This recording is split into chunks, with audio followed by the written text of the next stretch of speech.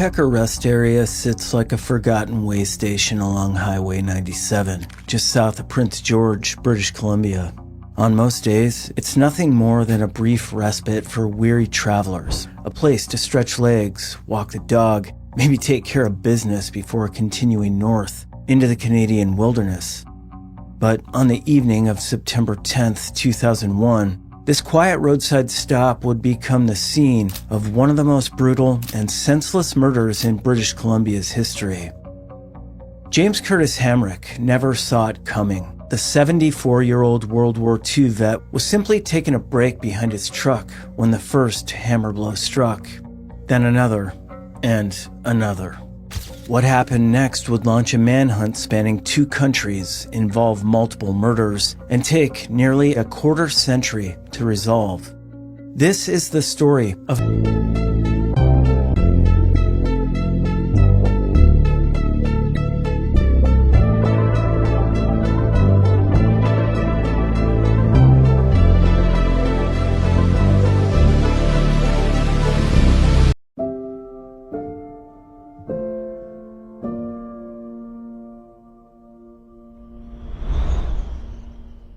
September 8th, 2001, Anchorage, Alaska.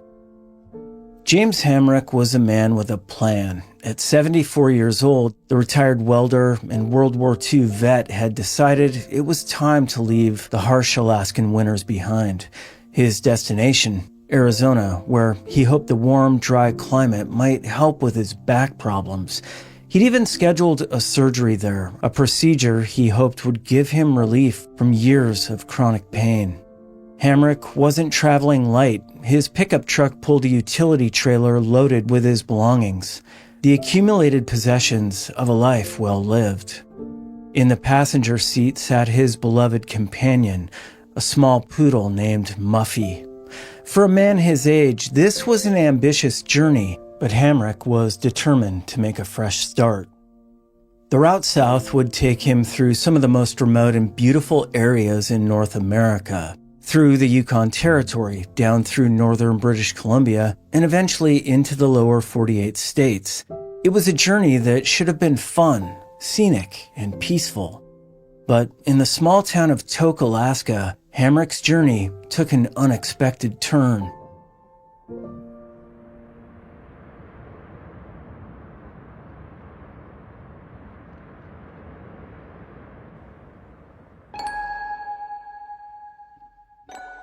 The man standing by the roadside looked rough around the edges, unkempt hair, worn clothes, the general appearance of someone who'd been traveling hard. He claimed he'd been trying to cross into Canada but had been turned away at the border. Apparently, he didn't have enough money to satisfy immigration officials that he could support himself. James Hamrick was, by all accounts, a decent man, the kind of person who'd stop to help a stranded motorist or give directions to a lost tourist. So when this stranger asked for a ride, well, Hamrick's natural kindness probably kicked in. After all, what harm could there be in helping a fellow American get where he needed to go? The hitchhiker introduced himself, though the name he gave may not have been real. What was real was his destination. He needed to get south, through Canada, and back into the U.S. It actually aligned perfectly with Hamrick's own route. And so began one of the most tragic events in Canadian criminal history. As they crossed into Canadian territory and began their journey through the Yukon, the dynamic between the two men quickly became apparent to outside observers. At gas stations and rest stops, witnesses would later recall the tension that seemed to follow them. The older man appeared increasingly frustrated with his passenger, while the younger man's behavior grew more erratic and concerning. In the small town of Stewart, BC, the first major red flag appeared. While staying with locals who'd offered them hospitality, the hitchhiker was caught stealing hammers from the shed. By the time they reached Smithers, the relationship had gone further downhill. A gas station attendant would later testify about witnessing a heated exchange between the two men. Hamrick had apparently caught his passenger repeatedly looking under the tarp covering his trailer, behavior that made the elderly veteran deeply uncomfortable.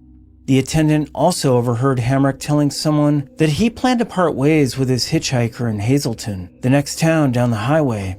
It was a decision that might have saved his life, if only he'd stuck to it. But for reasons that died with him, James Hamrick continued south with the mystery man. Perhaps the hitchhiker convinced him to continue. Perhaps Hamrick's innate kindness made it difficult for him to abandon someone. Whatever the reason, the two men continued their journey together, heading south on Highway 97 toward Prince George. They had no way of knowing that the next day, September 11th, 2001, would bring terrorist attacks that would change the world forever. But before that global tragedy unfolded, a much more personal horror was about to occur at a lonely rest stop in the British Columbia wilderness.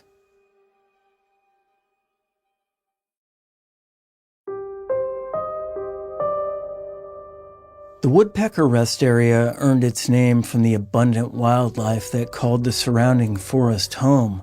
Located roughly 30 kilometers south of Prince George, it was a typical highway rest stop. Picnic tables, basic facilities, and plenty of space for travelers to park their vehicles and take a break from the long drive. On the evening of September 10th, 2001, James Hamrick pulled his truck and trailer into the rest area. It had been a long day of driving. The area was quiet, peaceful, with the kind of serene atmosphere that made it popular with travelers looking to escape the noise and stress of highway driving. What happened next would be reconstructed later through physical evidence, witness testimony, and eventually a detailed confession. But in those final moments, James Hamrick was alone with a man whose true nature was about to reveal itself in the most horrific way possible. The attack began when Hamrick stepped away from his vehicle to relieve himself. It was a moment of vulnerability that his companion had apparently been waiting for. The first blow came from behind. A hammer swung with brutal force against the elderly man's skull. But James Hamrick was tougher than his attacker had anticipated. Despite his age, despite the surprise of the assault, the World War II veteran fought back. He'd survived combat in the Pacific Theater. He wasn't going down without a fight. The struggle that followed was brief but vicious. More hammer blows rained down as Hamrick tried to defend himself. Then came the bear spray, burning his eyes and throat, making it impossible to see or breathe properly. Finally, a bungee cord was wrapped around his neck as his attacker attempted to strangle him. When it was over, James Hamrick lay dead in the gravel of the rest area. His killer quickly rifled through his belongings, taking several $100s in cash and a 2-ounce gold bar. Strangely, he left behind items of far greater value. Hamrick's expensive Rolex watch and his Masonic ring remained untouched. In an attempt to conceal the crime, the killer dragged Hamrick's body into a nearby ravine. But he was sloppy, leaving behind a trail of evidence. Blood-stained dentures, broken eyeglasses, the bear spray canister, 3 hammers, and an open folding knife, all abandoned at the scene. The killer then did what killers often do. He ran. Climbing into Hamrick's truck, he began driving south toward Vancouver, leaving behind the utility trailer and, heartbreakingly, Muffy the poodle. Fortunately, the little dog would be found later, hungry and confused, but alive. The next morning, September 11th, 2001, 2 motorcyclists riding through the area made the grim discovery. James Hamrick's body lay in the ravine where it had been dragged, the victim of what appeared to be a robbery gone wrong. But as investigators would soon learn, this was no random crime of opportunity. As news of the murder began to spread through law enforcement channels, another story was dominating headlines around the world. 9/11 was unfolding in New York City and Washington, D.C., killing thousands and changing the course of history. In the chaos and confusion of that terrible day, the murder of one elderly man in a remote Canadian rest area was simply added to the queue. The killer, meanwhile, had made it to Vancouver. He abandoned Hamrick's truck near the city's police headquarters, a brazen move that suggested either supreme confidence or complete recklessness. Using the stolen cash, he purchased crack cocaine and disappeared into the city's underground. But his freedom wouldn't last long. Within days, he would cross back into the U.S., setting in motion a chain of events that would eventually lead to justice for James Hamrick and reveal the true scope of his killer's crimes. Used the sequence of the attack, the items stolen from the victim, but even more shocking was what came next. The Hamrick murder, Morgan revealed, wasn't his first killing.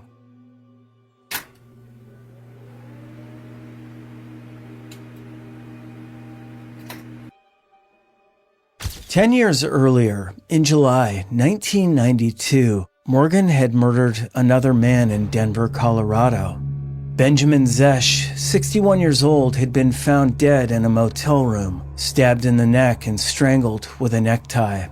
The killing had been part of a series of attacks targeting gay men in Denver during the early 1990s, and it had remained unsolved for a decade. Morgan described the Denver killing in chilling detail, calling it a sexual crime and providing information that only the perpetrator could have known. Suddenly, investigators found themselves dealing not with a single murder, but with a potential serial killer who'd operated across international borders.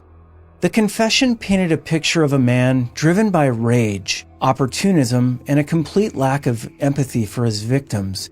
In both cases, Morgan had targeted vulnerable individuals, an elderly man traveling alone, a gay man in a motel room. Both victims had been brutally murdered for minimal financial gain. But why had Morgan chosen to confess? Some investigators believed it was guilt, that the weight of the crimes had finally become too much to bear. Others suspected it was more calculated, an attempt to gain some control over his fate by cooperating with authorities.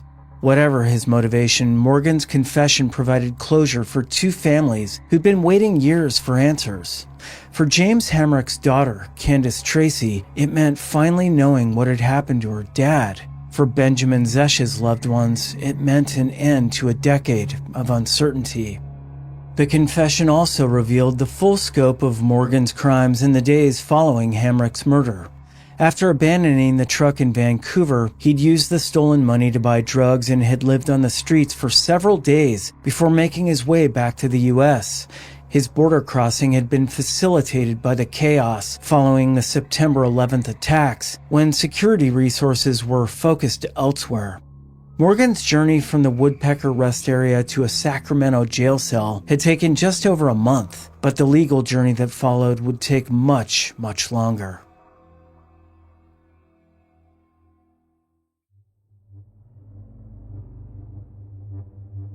The wheels of justice, as they say, turn slowly, and in Morgan's case, well, they would turn for more than 2 decades.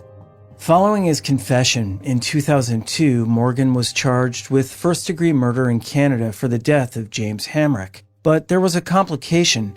He was also facing charges in Colorado for the murder of Benjamin Zesch.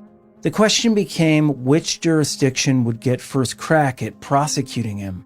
Well, the answer came down to practicality and legal strategy. Colorado authorities moved quickly, and in November 2004, Morgan pleaded guilty to second-degree murder in the Zesch case. He was sentenced to 48 years in prison, effectively ensuring he'd spend the rest of his life behind bars.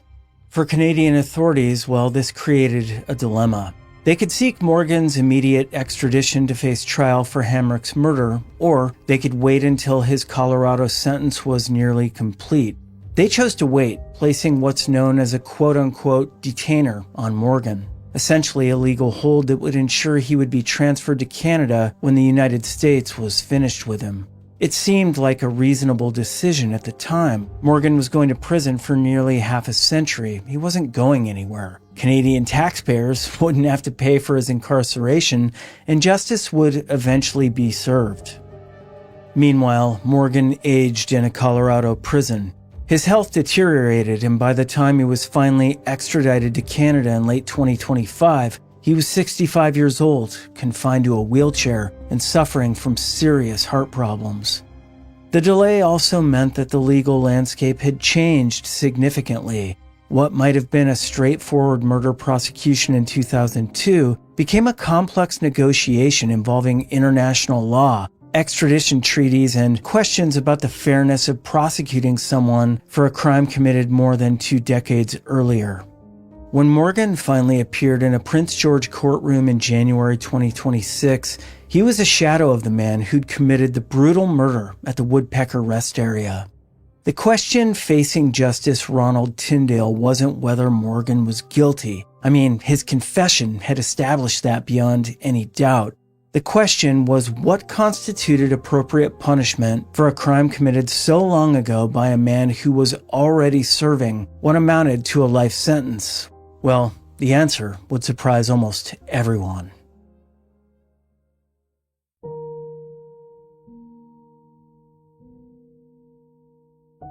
On January 9th, 2026, James Daniel Morgan appeared in a Prince George courtroom, wheelchair-bound at 65 years old, to face justice for the crime committed nearly 25 years earlier. The packed courtroom expected a dramatic trial, but instead witnessed something far more unusual.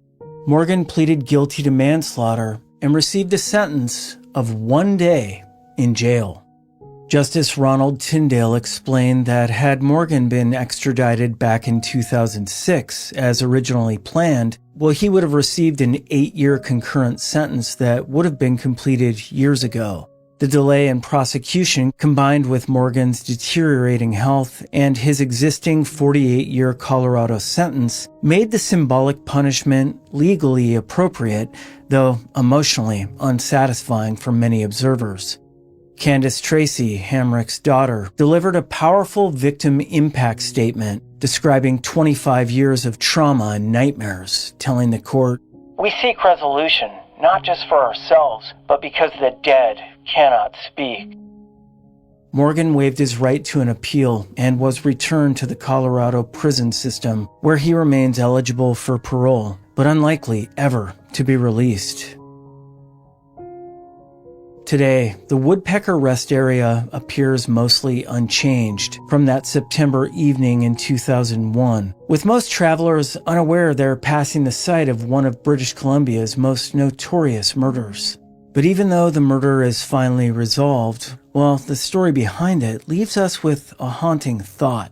James Hamrick's act of kindness, offering a ride to a stranded stranger, directly led to his brutal death at the hands of that same person. In a world where compassion and cruelty can collide in a single moment, how do we reconcile our instinct to help with the knowledge that evil surrounds us at all times?